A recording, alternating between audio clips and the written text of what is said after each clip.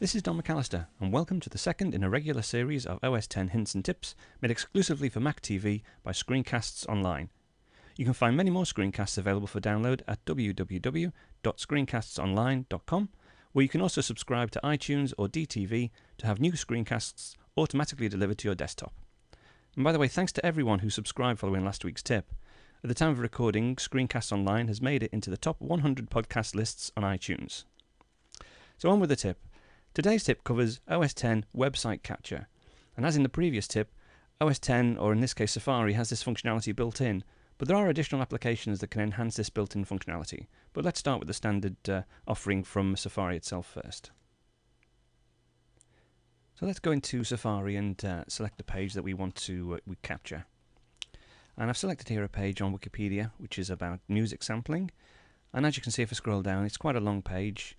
Lots of links, lots of information, and I want to capture this and keep it on my hard disk. And I might want to capture it for several reasons. One might be just really to have a permanent record on my hard disk. If I'm actually going offline, so I haven't got internet access, I can still have the information on my hard disk. Or it might be for portability, so I want to actually send it somewhere or send it to someone. So let's have a look, see what options we've got. We can actually look at sending this via email to somebody as regards portability, but we'll just stick to looking at the actual how to actually create a file from the information. Okay, well, one of the options we've got is to actually just print it. And in Tiger, there's now an option to print to PDF, and that's the same for all applications. So you just go to the print option from the file menu, and select the PDF button, and save as PDF. Let's go into the Documents folder and make a new folder for PDF documents.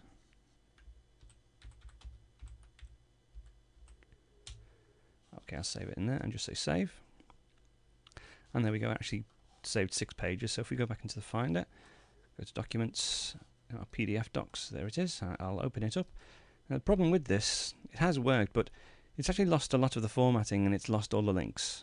So it does work, and we get the basic information, but it's not ideal, to be honest. Another option that we've got, which is much better, is to actually save it.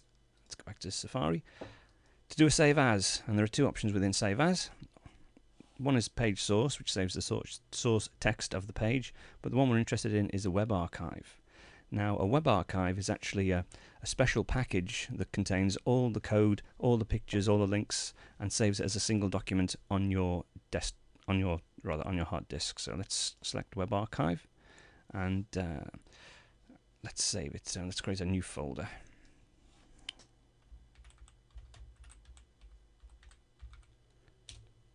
I've actually saved that in the PDF docs, but that doesn't really matter. We'll save it in the web archive folder there. Let's just say save.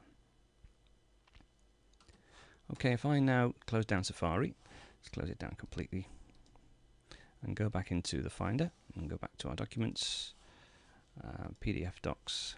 Let's move that web archive to there. That's more like it. Go into web archive, and you can see here now that we've got what looks like a single file, which we can double click. And that actually opens up Safari for us and loads the file into Safari. You can see here, this isn't the actual URL of the Wikipedia, this is actually the file that's actually on the hard disk. The nice thing is it looks exactly the same as though it's actually online, and exactly all the links and everything just works exactly as it did before. One really nice thing about this though is now it's actually on the hard disk, and it's in a form that OS X actually understands. Let me just show you something else. If we look at let's see, what can we look at? Unrehearsed. I'll just copy that. Actually, I could have done something else there, but let's try. I've copied unrehearsed. Let's close that down. If we go to Spotlight, if I do a Control V for unrehearsed, lo and behold, Spotlight has actually picked up the package, and we can open it up straight from Spotlight. So in effect, you can save any web pages that you're really interested in on your hard disk and actually have them indexed by Spotlight automatically, so it can act as a mini database that you can build up on your hard disk of web pages that you're interested in. So that's the two main options that you have within Safari itself, but there are some third-party apps that actually make this process even more easier. So let's close that down. The main one I'm interested in, actually, let's get Safari back up, is one called Paparazzi.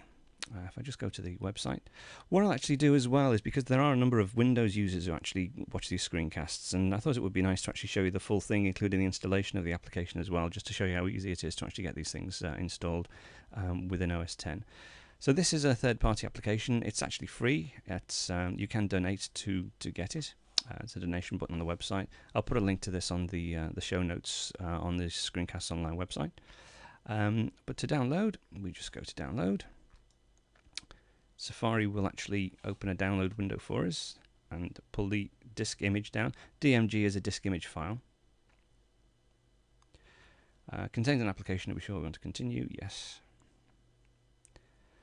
What it actually does, again for the benefit of Windows users, is a disk image file is a mountable file system, and it automatically, when you download it, mounts it into the Finder. So you can see here we've got a new disk in effect with the contents of the Paparazzi installation package.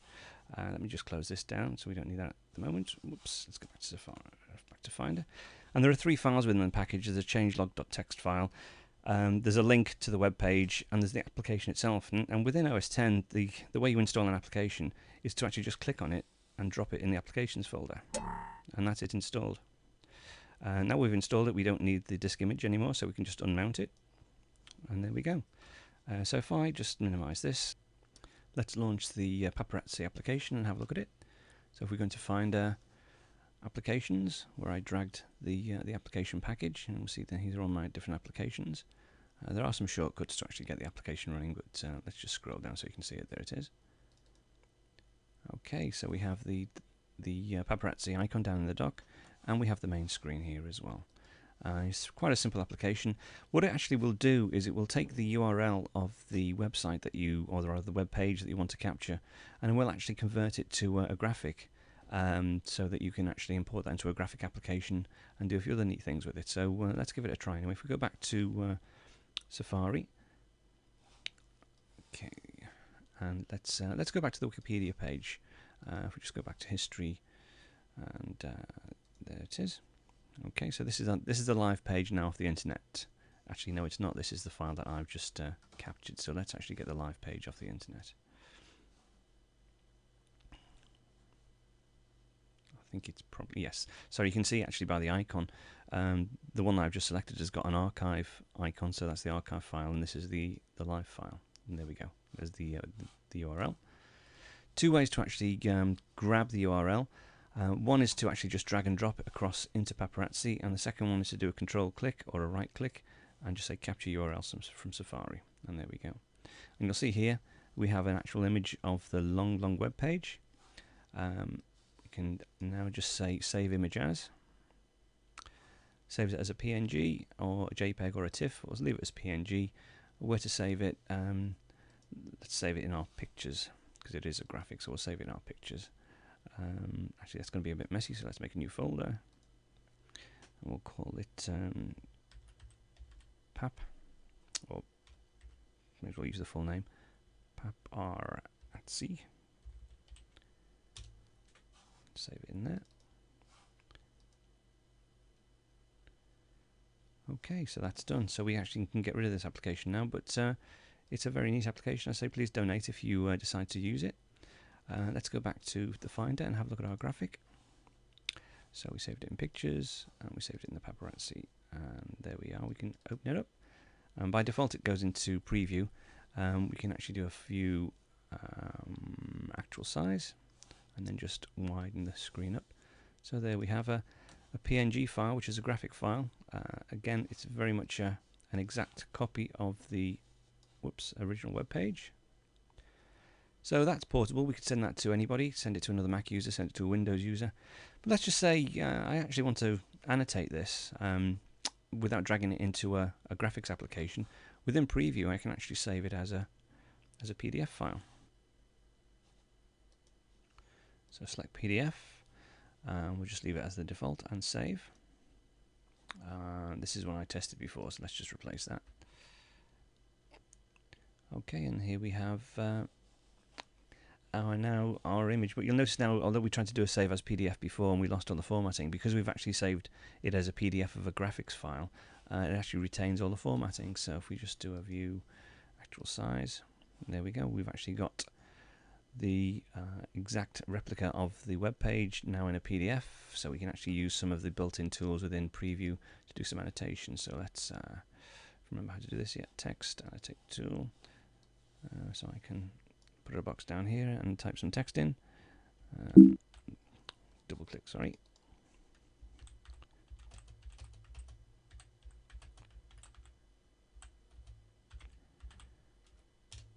And I can also, again, if we do view tools, tools, oval annotation, I can actually